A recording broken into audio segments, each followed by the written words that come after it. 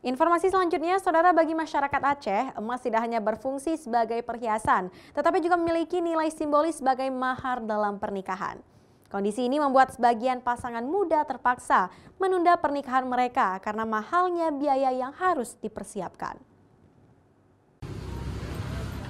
Sejak sebulan terakhir, harga emas di Aceh berfluktuatif. Pasalnya harga emas pernah menyentuh di angka tertinggi yaitu 6,3 juta rupiah per mayam atau setara 3,3 gram belum termasuk ongkos pembuatan. Meski harga emas tinggi namun daya beli masyarakat terus meningkat. Sekitar 70% membeli untuk kebutuhan mahar pernikahan maupun investasi jangka panjang. Sedangkan 30% lainnya menjual untuk memenuhi kebutuhan rumah tangga. Kalau kita lihat harga emas ini dari tanggal tepatnya tanggal 22, sejarah tertinggi harga emas di 6.300.000. Hari ini 5.750.000. Berarti dalam per mayam kita hitung ada mengalami penurunan berkisar 550.000 per mayamnya. Jadi sejarah kemarin tanggal 22 April tertinggi 6.300.000, kemudian hari ini tanggal 29 575.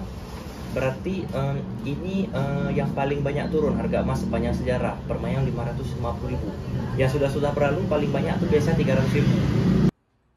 Harga emas yang pernah mendekati 6 juta rupiah per mayam menjadi kendala bagi generasi muda untuk menikah.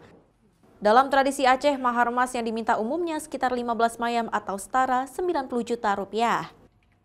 Seorang pekerja swasta, Aldi, terpaksa menunda pernikahan karena gaji yang masih setara dengan upah minimum dan belum mampu memenuhi nilai mahar.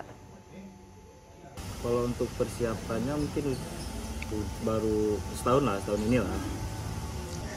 Kalau kita lihat dari tren harga emas yang makin hari makin tidak masuk akal, ini mungkin agak susah mungkin untuk melanjutkannya. Mungkin bisa jadi ditunda dulu lah sampai waktu yang belum bisa ditentukan ya.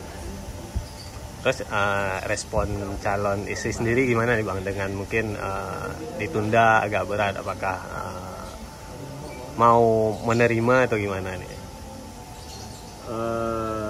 Antara ada dua nih Bang, kalau misalnya bisa diusahakan dengan cepat mungkin dia bakal tunggu, tapi kalau misalnya tidak bisa ya kita nggak mungkin kita suruh tunggu anak orang juga, ya biarkan dia dengan yang lain aja lah Bang.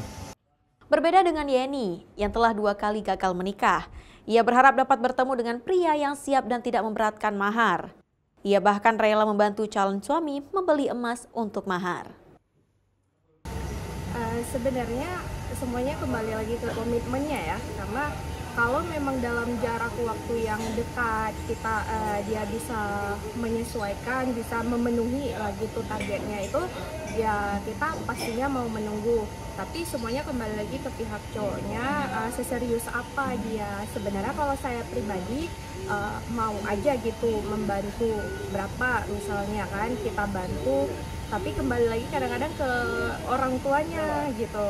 Nah, saya sendiri sebenarnya kalau tidak ingin memberatkan gitu, semana yang dia mampu.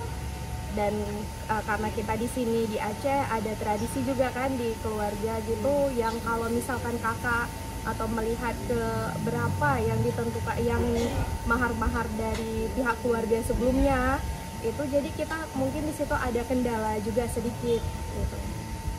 Faktor ekonomi dan budaya yang kuat menjadikan mahar emas sebagai beban bagi sebagian besar muda-mudi di Aceh. Akibatnya banyak yang menunda bahkan gagal menikah. Majelis Permusyawaratan Ulama Aceh meminta agar keluarga calon pengantin mempertimbangkan kadar mahar agar tidak memberatkan. Mas kawin itu adalah sesuatu yang bisa diambil manfaat oleh istri. Nah, ini tidak mesti, termasuk misalnya maharka itu mengajarkan Al-Quran kepada istri. Itu boleh, nggak ada masalah. Mengajarkan keterampilan untuk istri itu boleh sebagai mahar, ini tidak ada masalah. Kalaupun emas pun tidak ada masalah, tetapi kan memberatkan ini pada kadarnya.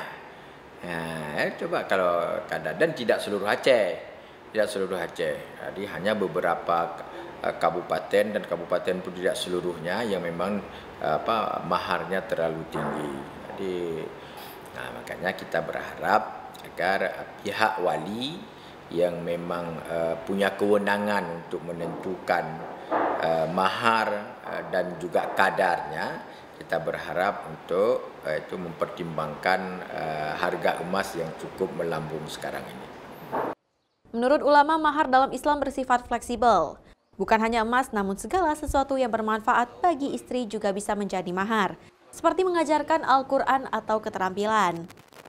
Meski demikian, hingga saat ini di sejumlah kampung di Banda Aceh belum terlihat adanya penundaan pernikahan. Salah satunya di Kampung Lamtemen Timur, pasangan yang mendaftar nikah tetap melaksanakan pernikahan.